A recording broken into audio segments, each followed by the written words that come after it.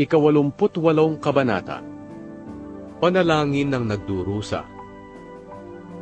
Panginoon, kayo ang Diyos na aking tagapagligtas. Tumatawag ako sa inyo araw-gabi.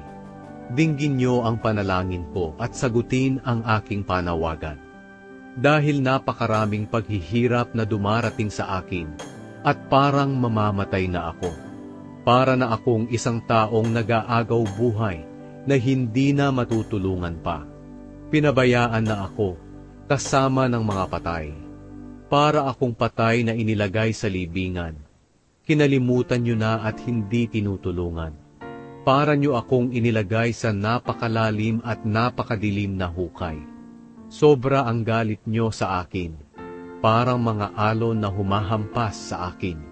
Inilayo niyo sa akin ang aking mga kaibigan, at ginawa niyo akong kasuklam-suklam sa kanila. Nakulong ako at hindi na makatakas. Dumidilim na ang paningin ko dahil sa hirap. Panginoon, araw-araw akong tumatawag sa inyo na nakataas ang aking mga kamay. Gumagawa ba kayo ng himala sa mga patay? Bumabangon ba sila upang kayo'y papurihan? Ang katapatan niyo ba at pag-ibig ay pinag-uusapan sa libingan? Makikita ba ang inyong mga himala at katuwiran sa madilim na lugar ng mga patay? Doon sa lugar na iyon, ang lahat ay kinakalimutan. Kaya, Panginoon, humihingi ako ng tulong sa inyo. Tuwing umagay, nananalangin ako sa inyo. Ngunit bakit niyo ako itinatakwil, Panginoon? Bakit niyo ako pinagtataguan? Mula pa noong bata ay nagtitiis na ako at muntik nang mamatay. Tiniis ko ang mga nakakatakot na ginawa niyo sa akin.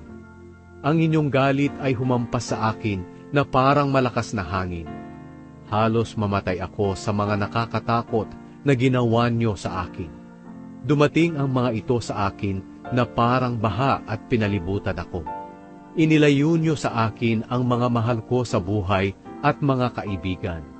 Wala akong naging kasama, kundi kadiliman.